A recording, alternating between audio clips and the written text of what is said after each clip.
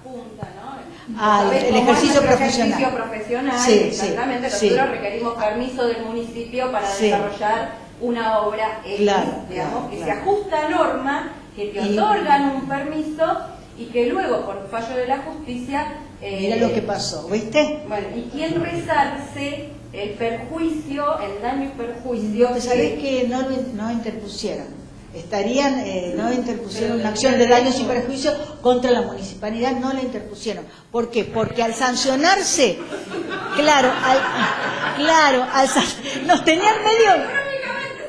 No, pero nos tenían medio miedo, ¿bien? Es decir, porque yo conozco a las arquitectas de ahí, y nos tenían medio miedo que le pudiéramos, digamos, como ganar o otra vez, que se quedan muy desestimuladas. Pero ¿sabés qué? Que al sancionarse esa nueva, al caer el permiso de obra y al sancionarse esa nueva ordenanza que desafectaba y lo afectaba al otro distrito de indicadores más bajos, pero se le cayó el permiso. ¿Por qué? Porque le interpusimos, sí, trabajamos un montón, un recurso administrativo para revocarle el permiso. Terrible. Y ahora, por eso... En general no es un daño reconocible, en otros lugares del mundo, particularmente en Alemania, en Francia, existe un título jurídico para reconocer esos daños que se llama la confianza legítima. Sí. Es una suerte de extensión de la buena fe, donde se dice que si vos tenés algo de acuerdo con la norma, me parece importante, pero que además coincide con unas conductas estatales repetitivas que generan en vos la confianza en el que el siguiente caso te van a portar igual, eso genera un título jurídico que te permite requerir un resarcimiento a la administración pública. Es algo que en Argentina tiene muy poco reconocimiento, hay algunos fallos de la Corte, muy poquitos, un caso de Mar del Plata, con un tema de habilitaciones en Necochea, en un supermercado chino, y nada más. Claro. Por eso es algo incipiente, moderno, que empezó hace bastante poco. Claro, y no tiene, digamos, y aparte acá cayó el permiso, doctor, cayó el permiso de la ejecución de la obra, se les cayó. Y interpusimos un recurso administrativo de reconsideración y jerárquico en subsidio contra el permiso de la obra. Ya estaba planteado en sede judicial, iba camino al Tribunal Superior y ahí le cayó el permiso de la obra. La verdad, como todos nos conocemos, eran arquitectas que yo conozco mucho, digamos José Levich, eran arquitectas que yo conozco mucho, y me decían, ¿en qué te has metido? No te quiero más, no sé, bueno, me agarraban en la calle, pero bueno, en realidad yo creo que es uno de los casos que para mí también, es uno de los casos para mí testigo, que yo siempre lo pongo porque fuimos pioneros en eso, en aquella época. Haberlo interpuesto, el caso Tudanca, en el año, no era en el año 2000, sí, 2000 era, es decir, fue algo realmente interesante para el derecho. Y yo creo que, bueno, yo soy optimista con respecto a nuestros jueces y con respecto al avance de la materia. Yo creo, y soy optimista también con respecto al caso La Plata. No puedo dejar de serlo. La modificación de las normas urbanísticas llegue antes que la sentencia de los jueces. Digo, no, sería deseable. La verdad es que también puede haber una preservación de acuerdo con los desarrolladores, no solamente mediante confrontación. Claro, exactamente. Es decir, claro, tenemos que transitar varios caminos, ¿no es cierto? Recién estamos transitando unos. ¿Vieron el urbanismo? Desde cuando nosotros empezamos ahora, hemos avanzado una enormidad, inclusive que gente interesada, concejales interesadas de distintas provincias o distintos municipios, ya se interesan por tener las normas de patrimonio, ¿no? Unas normas de patrimonio que aparezcan antes y que luego se incorporen al Código de Planeamiento Urbano. Eso es lo que ponemos, ¿sabes? Y que además le ponemos la leyenda, que sean de orden público. Yo acá no veo ninguna norma que diga que es de orden público. ¿Usted lo ve, doctor? No, bueno. Y esto es elemental. Y yo ayer habíamos estudiado un poquito con Cristian, habíamos hablado así en líneas generales, cómo podría ser una definición de áreas, Y en Mar del Plata lo que tendrían que ver, por ejemplo, es por proteger, por ejemplo, definición de áreas, la protección de ese del bosque, del borde paseo costero, ¿no es cierto? Que podría definirse ahí, ¿no? Ya hay una provisión de altura vinculada con el cono de sombra. Es decir, ahí podría determinarse un área o varias áreas de ese borde costero y de digamos, hacer un zigzag para distintos barrios que están linderos al borde costero. Hay una sentencia de la Cámara Civil en el caso, en el caso Clínica San Luis contra la Municipalidad de Buenos Aires, cuando es lindero y medianero, ¿no? Después, un área de declaratoria que podría ser aquellos, que está lindando con el borde costero y con indicadores urbanísticos que se compadecen con indicadores patrimoniales. Buscar cuáles son, y definir eso, ¿no es cierto? Es decir, con el plano. Entonces, ahí te va a salir también una normativa de zonificación patrimonial. Y luego áreas que se encuentran linderas con un diseño irregular, habíamos dicho ayer, ¿no? Es decir, que tengan un diseño irregular, que pueden ser en zigzag, por ejemplo, o áreas, así que haya, por ejemplo, Parque San Martín. Vos sabrás más que yo, por ejemplo, que también es un inicio de un área, ¿no es cierto? De una zonificación. Claro. Claro. Declarados y que pueden ser dentro del paseo costero, no solamente por el paseo horario, en ese caso particular. Claro. Y otros que se pueden meter como amebas hacia sí, claro. Bueno, o el Unzué, por ejemplo, que lo has nombrado, ¿cierto? Claro. Entonces, y después área natural, una cuarta, área natural que puede ser del dominio público o dominio privado. Área natural. Si es del dominio privado, por ejemplo, digamos la casa la casa del puente. Bien, siempre lo hemos dicho, ¿no es cierto?, antes y ahora, que la casa del puente merecería una norma urbanística de protección patrimonial, pero no solamente la casa, sino toda el área, porque ahí en esa sentencia dice que la superficie mínima de zonificación es una manzana.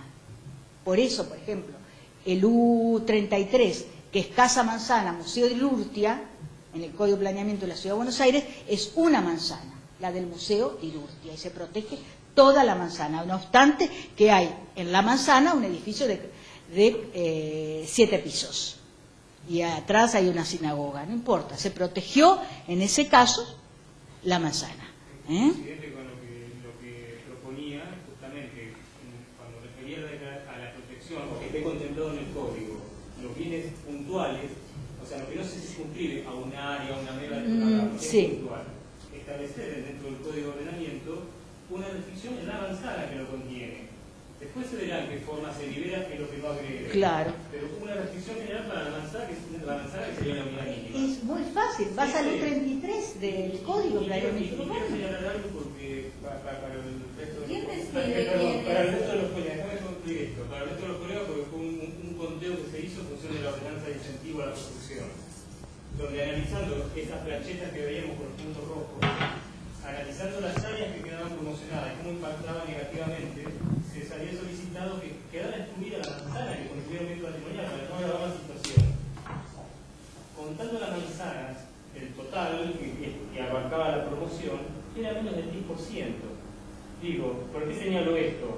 Para ver que establecer indicadores efectivos que favorezcan no se opone a ningún otro criterio de planificación que pueda establecerse para el resto de la ciudad, si uno entiende que debe densificarse determinados sectores.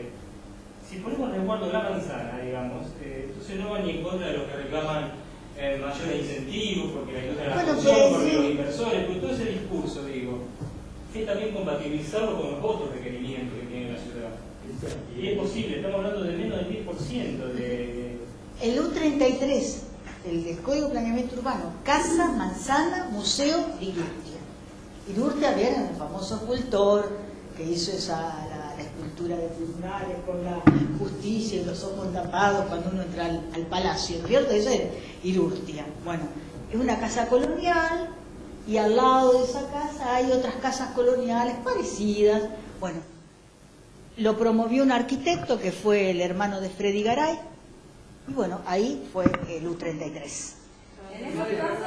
No importa, pero no importa. Es decir, está bien, pero digamos, tiene limitaciones al dominio, indicadores patrimoniales y además, les digo más, la casa lindera al museo se vendió en muy buen dinero, porque la persona que falleció y se vendió en muy buenas, aumenta el valor de la tierra, porque aumenta la calidad ambiental del barrio. En estos casos, a mí me parece que está bien regular en términos de conjunto. Lo que no me parece adecuado, o siempre me parece como librado a ciertas subjetividades, es decir, vamos a ser restrictivos y después vemos qué liberamos y cómo lo liberamos. Porque ¿quién decide qué, cómo? En estos casos hay que ser cuidadoso porque digamos, la arbitrariedad puede ser de un lado, puede ser de... Sí, yo diría que Cuidadosos obviamente tenemos que ser cuidadosos siempre. Más en el terreno en que nos estamos manejando. Pero digo, en un caso concreto, el del Museo Castañino. Estamos hablando de un bien menor, con un grado de subjetividad en cuanto a donde se demostraba. A ver, lo que preocupa es la parcela lindera. La verdad está vacante. Preocupa la parcela lindera. Vos tenés que procurar que esa parcela lindera no se materialice algo que agreda al bien patrimonial. Claro. Y la unidad mínima para establecer la restricción de los bienes es la manzana. Entonces está muy claro, no hay grado de subjetividad. Es un indicador que te permita que lo que se construya ahí no agreda al bien.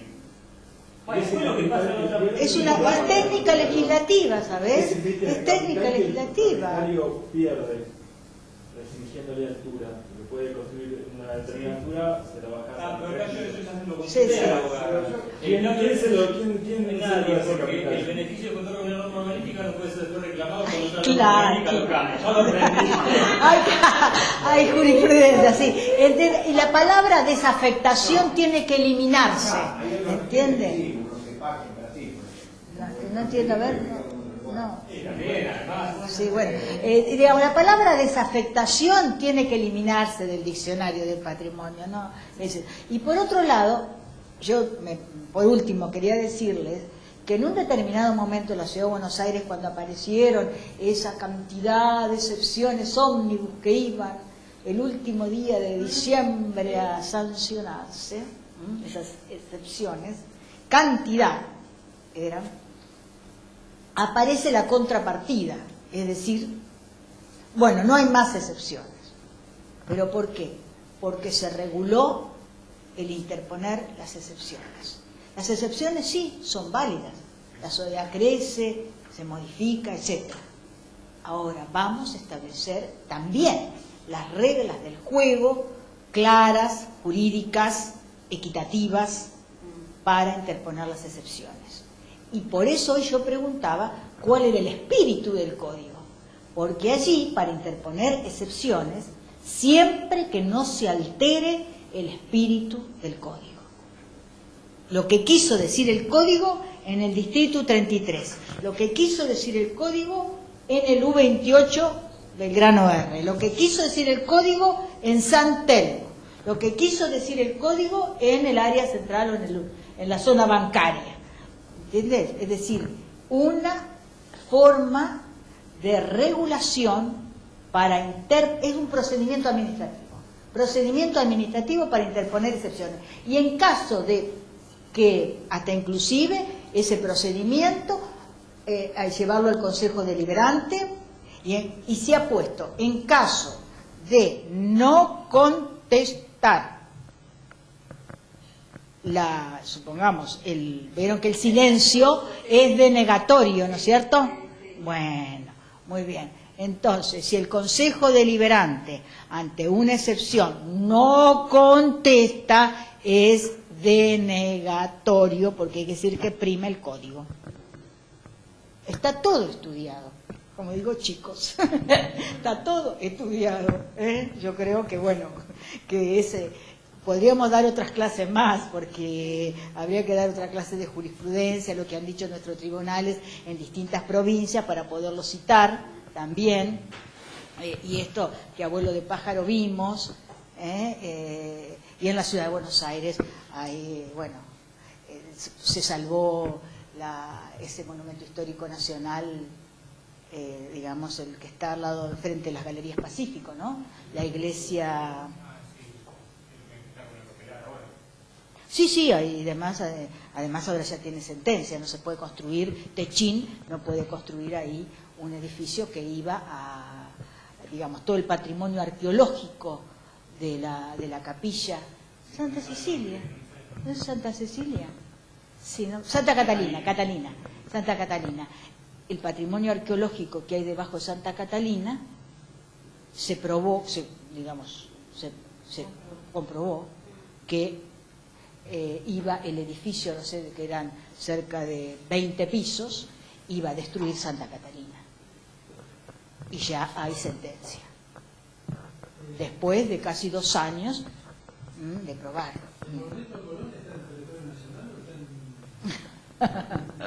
Yo, esto como dicen los españoles, cada gobernante tiene un monumento y cada gobernante tiene una fuente que sale agua. Las fuentes de agua y los monumentos para los presidentes y los gobernadores. Sí, es una polémica, ¿no es cierto? Sí.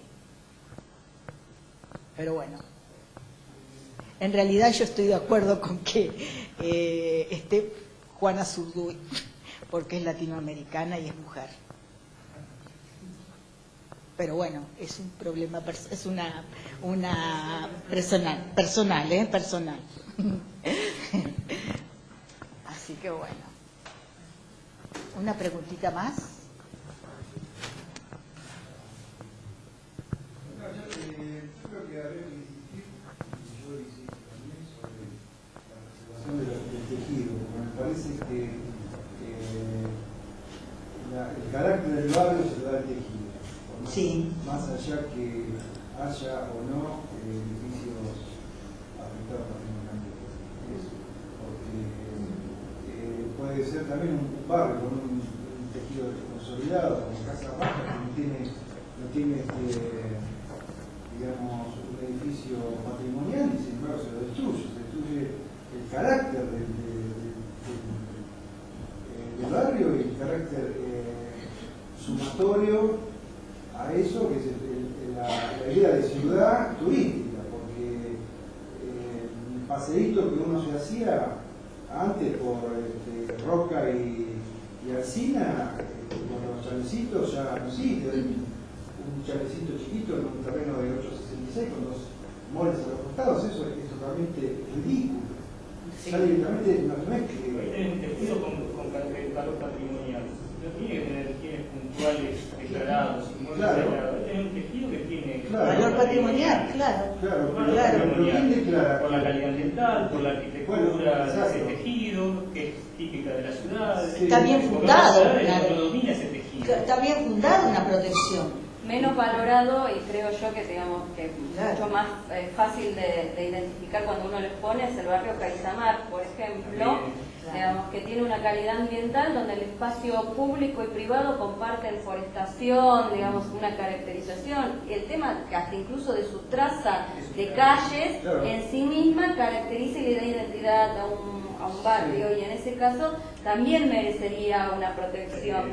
Digamos, yo soy más proclive a ese tipo de cuestiones. Yo no puedo dejar de mencionar, digamos, por este último debate, digamos, que realmente la inseguridad jurídica que tenemos los profesionales para ejercer nuestra profesión, hoy por hoy, por ejemplo, digamos, un dato concreto, digamos, uno presenta un proyecto, digamos, para realizar una demolición con permiso de una propiedad que no está declarada ni incorporada al Código de Preservación Patrimonial, y hoy para darte una autorización de un permiso de demolición te piden que traigas el anteproyecto, lo cual es un disparate porque en ningún lado dice que vos tenés que presentar un anteproyecto para poder obtener un permiso de demolición, por lo cual el Estado tiene que tomar medidas al respecto, y en todo caso que elaboren una resolución que diga que uno tiene que venir con el anteproyecto, lo cual también sería ridículo, porque yo puedo decir, o el propietario puede decir que piensa hacer tal cosa,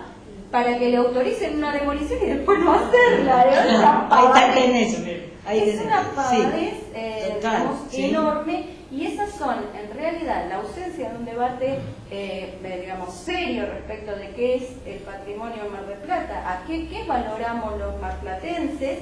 No está tan claro como decía. No está claro. ¿Qué acaba de decir? No está tan claro de qué es el patrimonio. Desde tal año a tal año, habría que hacer una cronología. No está tan claro, yo doy por sentado que para todo el mundo esté tan claro, porque si no, no habría la ausencia que existe del Estado en tomar las determinaciones que debe tomar para poder lograr la protección, por un lado, que se requiere, y el desarrollo, que por el otro lado pareciera que estuviera contrapuesto a la protección, digamos. Porque la verdad, Cristian mostraba, ¿no?, las áreas hoy, Santa Cecilia, Estela Maris, que podrían tranquilamente ser reconocidas y, digamos, para eso no hace falta mucho.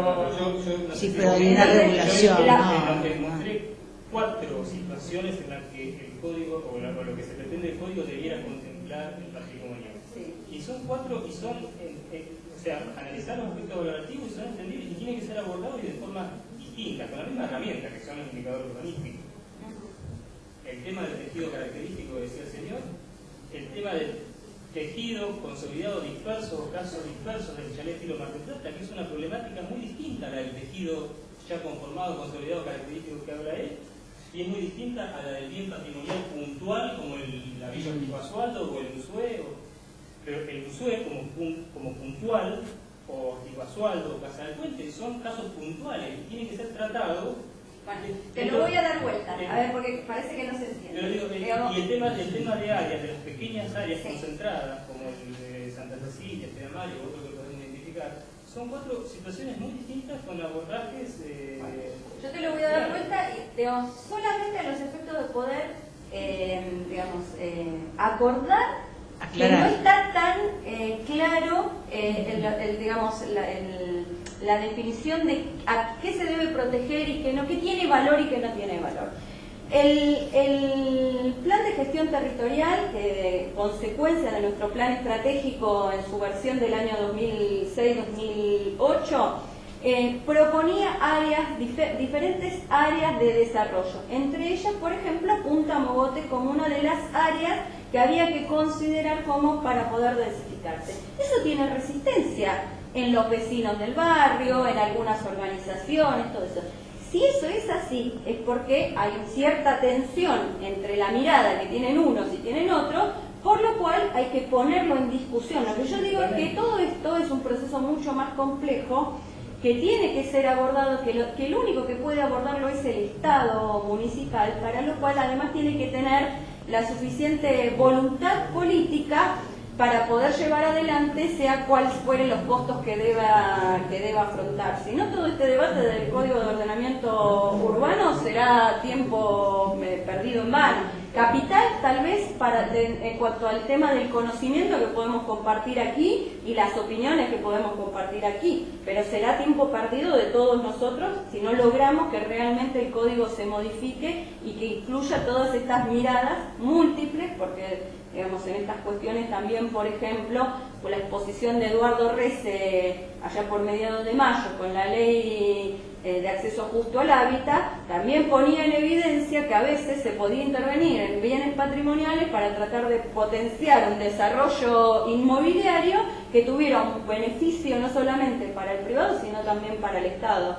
Y llevar adelante procedimientos de esos son muy complejos para lo que pareciera que en principio hoy no estamos en condiciones de abordar ese debate. Digo, todo esto es para poner en crisis todo, digamos. Sí, bueno, pero no todo está sujeto a una interpretación personal. Nombró ahí el listado de leyes y cosas que suscriben y que enmarcan cuál es el criterio con el que se debe operar con el patrimonio. No está tan librado a la voluntad. Aparte, Cristian, yo creo que además en la Facultad de Arquitectura hay una maestría donde se enseña. Es como si vos dijeras que en Buenos Aires no se tiene un concepto de lo que es el patrimonio. Si nosotros sabemos qué es San Telmo, qué ocurrió en San Telmo, qué fue bienes coloniales, qué ocurrió en la Plaza de Mayo, ¿entendés? Acá también se sabe qué ocurrió en determinados lugares de Mar del Plata.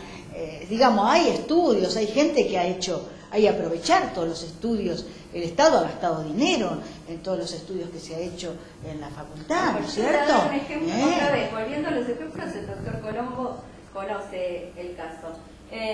Nosotros tenemos el caso de una obra que fue paralizada en un área central de alta densidad, fue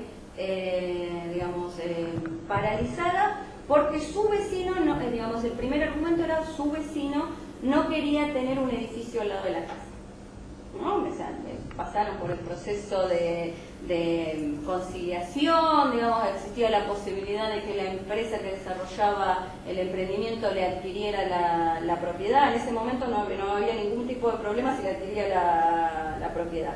La causa derivó en una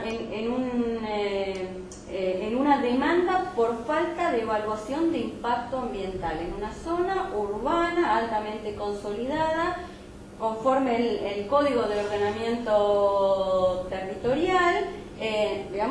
Otra vez ahí lo que dice Adriana, lo que deja soslayar Adriana, de quién rezarse al profesional que tuvo la autorización del municipio para desarrollar ese emprendimiento. Y el demandante, como parte de las pruebas, provee un escrito de un docente de la Facultad de Arquitectura de esta universidad, diciendo, además de 4 o 5 hojas de su currículo y de todos los libros y cosas que ha publicado, diciendo que hace falta evaluación de impacto ambiental para desarrollar un edificio de viviendas en un área central de carácter residencial de alta densidad. A veces los estudios, como vos decís, para poder, avalar una demanda, pueden ser muy serios, De gente seria, sí. Acá hay y en otros varios, casos, tal vez, están muy sesgados, con una mirada muy sesgada. Nosotros 4 o 5 estudios se presentaron, no solamente la universidad. Siempre van a haber cosas y estudios sesgados. Acá también se han establecido casos en el que han requerido los informes, tanto lo han ido a buscar al Chaco, no sé dónde, para que alguien le haga un informe de impacto de viento, no sé de qué, que sea satisfactorio. Claro, es decir, va a haber tantos casos como situaciones se le sometan a los jueces, porque el derecho de peticionar siempre existe, sí, eso está claro, pero no, los poderes, hay no un solo profesor de una universidad, sino de instituciones académicas acreditadas en materia de patrimonio, hasta inclusive del ICOMOS presentamos. Eran 4 biblioratos, gente que se fue a hacer relevamiento al barrio, del SICOP, a todos colegiales. ¿Ves? No así porque sí van a suspender una obra, no así porque sí. No, porque el juez se juega muchísimo ahí para suspender una obra. El juez se está jugando, lo sabemos, el juez se juega, porque aparte puede tener... Vamos a mandarle un juez, Y sí, le podés pedir un jury, ¿viste? Sí. Por eso, sí, no sé. Quería hacer una acotación que habló respecto a los temas de la Casa del Puente y el tema de la abogada pública.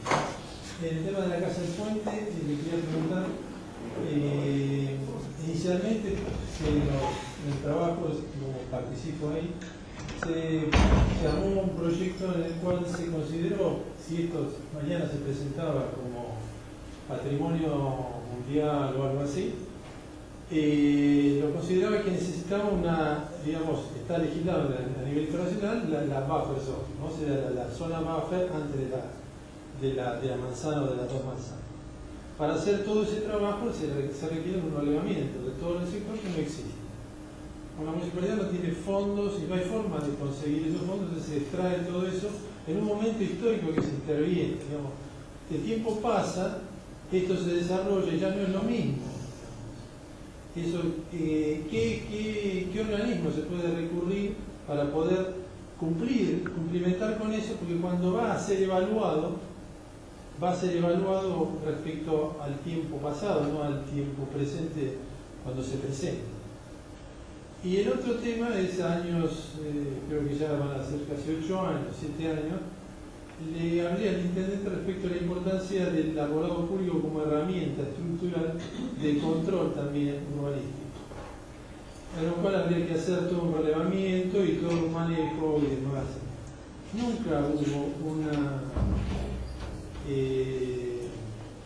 voluntad. Decisión política. Decisión política. Yo creo que los gobernantes necesitan, así como los jueces necesitan también estudiar, sí, los gobernantes también necesitan instruirse y ayornarse para entender por qué tiene ahí una herramienta que es número uno en el BID. Cuando es evaluado por el BID, yo le explicaba todas las evaluaciones del BID y todo, cuando quiere pedir plata. Sí, fue, no sé con quién consultó, nunca se hizo nada. Pero esa herramienta es fundamental, porque hoy estamos hablando de 2 o 3 temas que son a nivel urbanístico, que es donde el tema verde es primero.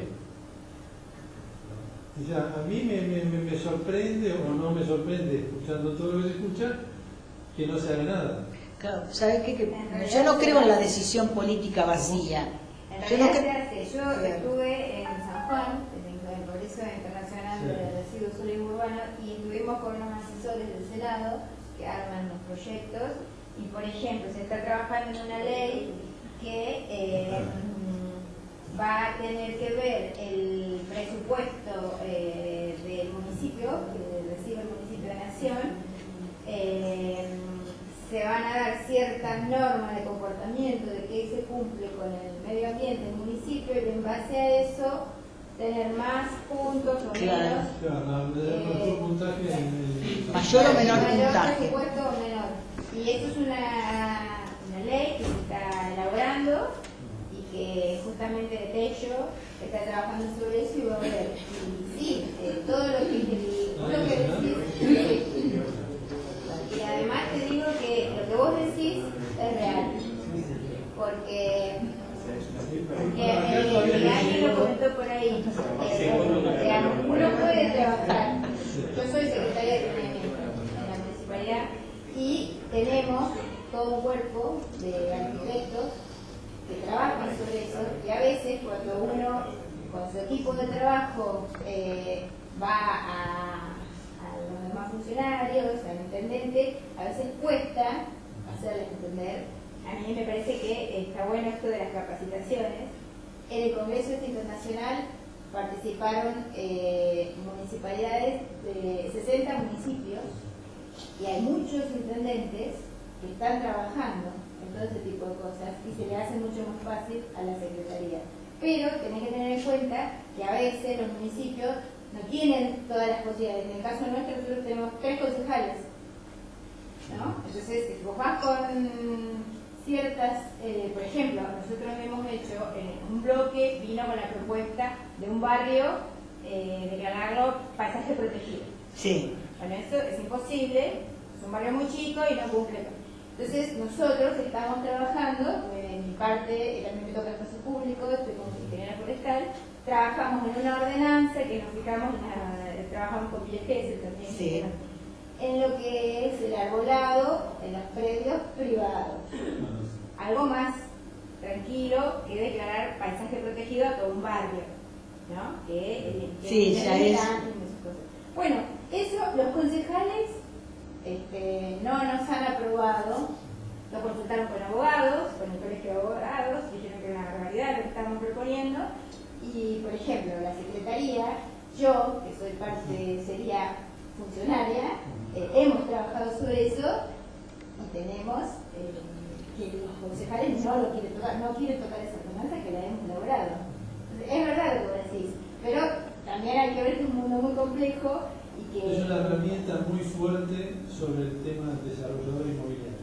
Y esto está desarrollado inicialmente en los años fines de los 90, empezó entre Estados Unidos y Alemania, y hoy es en la urbanística, en la planificación. Es un instrumento muy fuerte porque determina retiros, volúmenes que uno tiene que respetar. Entonces ya el espectro se achica muchísimo a lo que se puede desarrollar. Yo creo que el contenido político, la decisión política tiene que tener un contenido técnico, un contenido. Si no tiene un contenido, es apropiación de los desarrolladores, de lo que sucede acá. Al tener un vacío, bueno, entonces prima la ley del mercado. Por eso nosotros hablamos si acá hay un estudio económico del mercado de suelo urbano. Y si hay un estudio económico de aquel que está en expectativa urbana, es lo primero que tiene que haber. Y si el sector privado lo tiene, lo tendría que tener el sector público. Eso es lo que se hace muy bien en España. No necesitamos ir a Inglaterra o a un país, digamos, de esto. España lo tiene, es uno de los requisitos fundamentales de un plan urbano o de un código urbano. El estudio económico de suelo.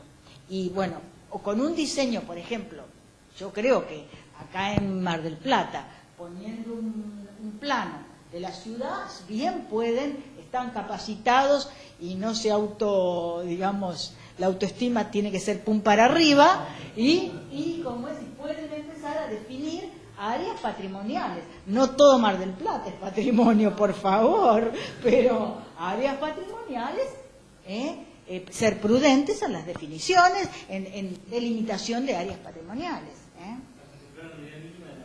Claro, unidad mínima de la manzana. Clínica San Luis contra Municipalidad de Buenos Aires. Así que bueno. Ahí la manzana, como lo comentaste, le está dando más importancia al lote del fondo que al que está enfrente de a ese patrimonio, digamos. Depende, claro, como decís la manzana, depende claro que la cuadra, depende, por eso digo, en los 4 puntos creo que quedó plasmado el espíritu de lo que señalaron. Depende del caso, ¿cuál es la gravedad? Al castellino que mostramos, lo que lo va a afectar es que la persona se entera. La defensa está consolidada, la defensa de lo social no le va a arrojar con lo de sombra, ¿verdad? O sea, digo, para cuidar las condiciones de degradación que escuché, ¿no? Lo del conservación sexual y con lo de sombra, de viento, las condiciones ambientales es inmueble. Entonces, veamos qué riesgo corre, y no es algo que tenemos que dar riesgo, digo, si no ya estamos en el sin razón total, si vamos a decir si Castañino tiene valor patrimonial. No, bueno, sí, ya está. Sí, yo creo que acá la gente tiene el concepto de patrimonio de Mar del Plata. Es decir, un indicador urbanístico que no lo agrega. Y un área. Sí, el área. Sí. Eso, las limitaciones al dominio. Y después, otra cuestión que es el dominio exclusivo. Bueno, tenés en el caso de que solo el propietario puede ejercer, tenés la servidumbre de vista. La servidumbre de vista es aplicable a los bienes patrimoniales. En el caso de las bodegas de San Juan, hay servidumbre de vista. La gente va ahí, compra vinos, eso es privado, hay un desarrollo comercial, eso es una servidumbre, porque ahí está aceptado pacíficamente por el propietario de las bodegas, de que vaya la gente, deguste, se siente, etcétera. Y bueno, ¿a quién le gusta que le miren la casa? Bueno, sin embargo, ahí es una servidumbre de vista y servidumbre de paso. Y después, en el carácter perpetuo, ahí tenemos un problema, porque el dominio, pero esto se aminora con la expropiación por utilidad pública. Pero nosotros no vamos a utilizar la expropiación para el patrimonio. Seríamos el fracaso total. ¿Está? Así que bueno. Bueno, ¿terminamos?